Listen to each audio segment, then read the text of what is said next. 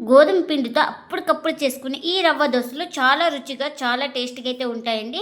కేవలం 10 నిమిషాల్లో అయితే ఈజీగా చేసుకోవచ్చు. అంత టేస్టీగా అయితే ఉంటాయండి.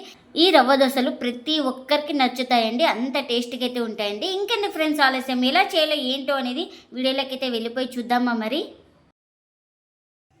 ఇంకా ముందుగా ఒక బౌల్ తీసుకొని అందులోకి 1/2 కప్పు దాకా గోధుమ పిండి అయితే తీసుకోవాలి. ఇక్కడ నేను ఒక 3 స్పూన్ల దాకా మైదా అయితే తీసుకున్నాను. మీరు మైదా ప్లేస్లో బియ్యం పిండిని కూడా యూజ్ చేసుకోవచ్చు. ఇంకా ఈ గోధుమ పిండి, మైదా పిండి ఒకసారి స్పూన్ తోటి బాగా కలిపేసుకొని ఇంకా కొద్దిగా వాటర్ వేసుకొని బాగా కలిపేసుకోవాలి. ఎక్కడ ఉండలు లేకుండా బాగా కలిపేసుకుందాం. మనకు ఇది లిక్విడ్ లాగే ఉండాలి, వాటర్ గానీ ఉండాలి. చూడండి, ఇక్కడ నేనైతే ఎక్కడ ఉండలేకుండా బాగా కలిపేసుకుంటున్నాను ఇలా స్పూన్ తోటే. ఇలా అంతా బాగా కలిపేసుకున్నాక ఇప్పుడు ఇందులోకి ఒక 1/4 కప్పు దాకా బొంబాయి రవ్వను కూడా వేసుకోవాలి. ఇంకా ఈ బొంబాయి రవ్వ వేసుకున్న తర్వాత బాగా కలిపేసుకుందాం. ఇది కూడా ఇందులో కలిసిపోయేటట్టు బాగా కలిపేసుకోవాలి. చూపిస్తున్నాను కదా, ఇక్కడ మనకి ఇంకా కొద్దిగా వాటర్ అయితే పడుతుంది. ఈ వాటర్ని కూడా వేసుకొని బాగా కలిపేసుకుందాం. ఇలా అంతా బాగా కలిపేసుకున్న తర్వాత ఇంకా ఒక ప్లేట్ అయితే పెట్టేసుకొని ఒక 10 నిమిషాలు అయితే నానపెట్టేయాలి. మనకు రవ్వ బాగా నానుతుంది. ఇంకా ముందుగా ఒక కడాయి అయితే పెట్టేసుకొని ఇంకా అందులోకి పల్లీలను అయితే వేసుకుంటున్నాను. ఇందులోకి ఒక 4 వెల్లుల్లి రెబ్బలు వేసుకోవాలి. ఇంకా పల్లీలు అలాగే వెల్లుల్లి బాగా ఫ్రై అయిపోవాలి. ఇప్పుడు ఇలా బాగా ఒకసారి కలిపేసుకున్న తర్వాత ఒక స్పూన్ ఆయిల్ అయితే వేసుకుందాం. ఇంకా ఇలా ఒక స్పూన్ ఆయిల్ అయితే వేసుకొని ఇంకా ఈ పల్లీలను బాగా ఫ్రై చేసుకోవాలి, కలర్ చేంజ్ అయ్యే వరకు. ఇంకా చూడండి, ఇంకా పల్లీలు కూడా ఇక్కడైతే బాగా ఫ్రై అయిపోయినాయి కదా. ఇప్పుడు ఇందులోకి ఒక గుప్పెడు బాగా కడిగిన పుదీనాను కూడా వేసుకోవాలి. ఈ పుదీనాను కూడా బాగా ఫ్రై చేసుకోవాలి. పల్లీలు, పుదీనా బాగా ఫ్రై అయిపోయినాయి కదా. ఇంకా ఇప్పుడైతే స్టవ్ అయితే ఆఫ్ చేసుకొని చల్లారిన తర్వాత అయితే గ్రైండ్ చేసుకోవాలి.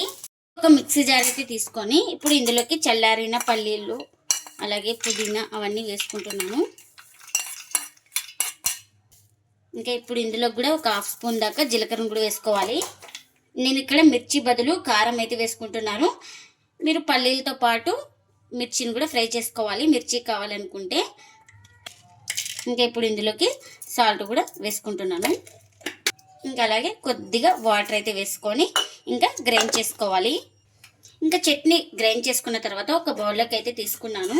ఇంకా ఈ చట్నీకి పోపు కూడా పెట్టేసుకున్నానండి. ఈ పోపును కూడా నేను ఇక్కడైతే ఇంకా ఈ చట్నీలోకి అయితే వేసుకుంటున్నాను. మనకు చట్నీ అయితే రెడీ అయిపోయింది.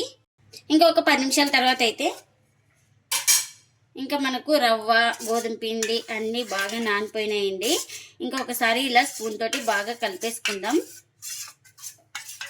ఇలా ఒకసారి బాగా కలిపేసుకున్నాక ఇప్పుడు ఇందులోకి రుచికి తగినంత సాల్ట్ కూడా వేసుకోవాలి. అలాగే చిన్నగా కట్ చేసుకున్న ఉల్లిపాయ ముక్కలు కూడా ఇలా బాగా క్రష్ చేసుకుంటూ వేసుకోవాలి. అలాగే మిర్చి ఒక 2 చిన్నగా కట్ చేసుకొని వేసుకుంటున్నాను. ఇక్కడ ఒక 1/2 స్పూన్ దాకా జీలకర్రను కూడా వేసుకోవాలి. ఇందులోకి ఒక 3 స్పూన్ల దాకా పెరుగును కూడా వేసుకుంటున్నాను నేను ఇక్కడ. ఇంకా అదే బౌల్లోకి వాటర్ అయితే వేసుకొని ఇలా వేసుకుంటున్నాను. ఇందులోకి మనకు రవ్వ దోశ ఎలా చేసుకుంటామో సేమ్ అలా ఉండాలి పిండి కన్సిస్టెంట్ అయితే. ఇంకా మనకు రవ్వ దోశ ఎలా ఉంటుందో సేమ్ అలా ఉండాలి, బాగా వాటర్గా ఉండాలి. ఇంకా మనకు వాటర్ అయితే పడుతుంది. ఇంకా మనకు ఈ విధంగా ఉంటే చాలు, పర్ఫెక్ట్గా సరిపోతుంది. ఇంకా నేను ఇక్కడ పెన్నం కూడా పెట్టేసుకున్నాను. పెన్నం కూడా హీట్ అయింది.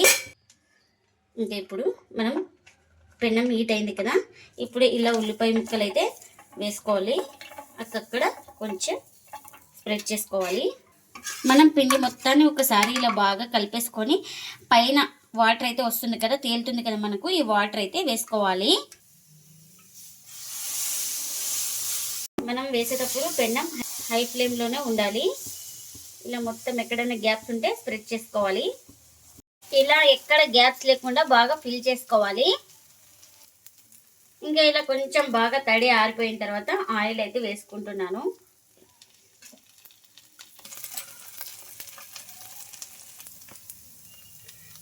మనకు దోశ అయితే బాగా కాలిందండి. ఇంకా దీన్ని ఫోల్డింగ్ అయితే చేసుకుంటున్నాను. ఇక్కడ దోశ అయితే రెడీ అయిపోయింది కదా మనకు.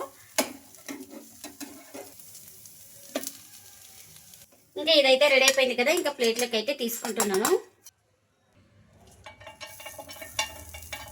ఇంకా ఆనియన్స్ అయితే ఇలా బాగా స్ప్రెడ్ చేసుకోవాలి. ఇక్కడ హై ఫ్లేమ్లోనే పెట్టుకొని ఈ దోశనైతే వేసుకోవాలి. ఈ రవ్వ దోశనైతే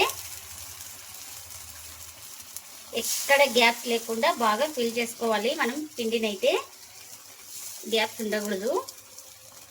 ఇలా ఎక్కడైనా గ్యాప్స్ ఉంటే ఇంకా ఇలా ఫిల్ చేసుకోవాలి. ఇంకా ఇలా పైన పిండి బాగా ఆరిపోయిన తర్వాత ఆయిల్ అయితే వేసుకోవాలి. ఫస్ట్ దోశ వేసిన వెంటనే వేయకూడదు. కొంచెం తడి ఆరిన తర్వాత ఆయిల్ అయితే వేసుకొని ఇలా బాగా ఇలా స్ప్రెడ్ చేసుకుంటే మొత్తం దోశకు మొత్తం బాగా అప్లై అవుతుంది.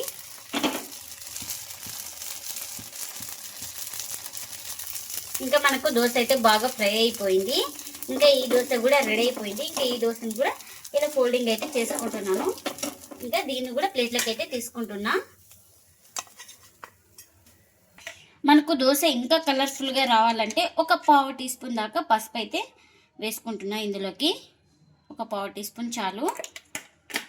ఇలా ఈ పసుపును కూడా వేసుకొని బాగా కలిపేసుకుందాం. ఇలా పసుపు వేయడం వల్ల మనకు దోశ చాలా కలర్ఫుల్గా అయితే వస్తుంది. రవ్వ దోశ మనకు ఈ చిటికెడు పసుపు కూడా వేసుకొని బాగా కలిపేసుకోవాలి. ఇలా ఆనియన్స్ వేసుకొని దోశ వేసుకోవడం వల్ల మనకు ఎక్కడ అతుక్కోకుండా ఈజీగా మనకు వచ్చేస్తుంది.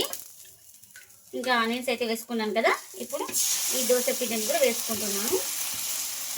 చేతితో అటు ఇటు బాగా ఎక్కడైనా పిండి ఒకే వైపు పడిపోతే ఇలా అనేసుకుంటే మొత్తం స్ప్రెడ్ అయిపోతుంది పిండి అనేది. ఇలా మొత్తం బాగా ఫిల్ చేసుకోవాలి. ఇంకా దోశ కాలిన తర్వాత పైన మొత్తం పిండి ఆరిపోయిన తర్వాత ఆయిల్ అయితే వేసుకుంటున్నాను ఇక్కడ. ఇంకా ఈ ఆయిల్ కూడా వేసుకొని ఇలా అనేసుకుంటే మొత్తం దోశ మొత్తంకి ఆయిల్ అనేది బాగా స్ప్రెడ్ అయిపోతుంది.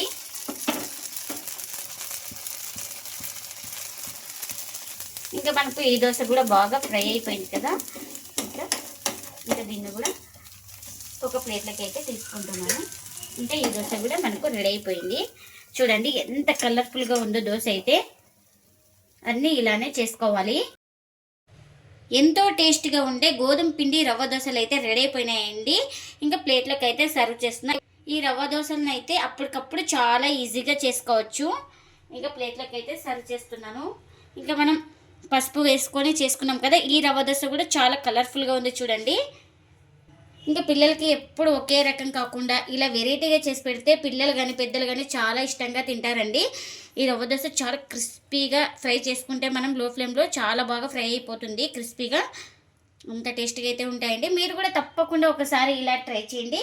మీకు ఎలా వచ్చిందో కామెంట్ అయితే చేయండి ఫ్రెండ్స్. ఇదండి ఇవాళ వ్లాగ్. ఈ వీడియో కనుక నచ్చితే ప్లీజ్ లైక్ చేయండి, షేర్ చేయండి, కామెంట్ చేయండి, అలాగే లైక్ చేసి సపోర్ట్ చేయండి friends. Thanks for watching. Bye bye.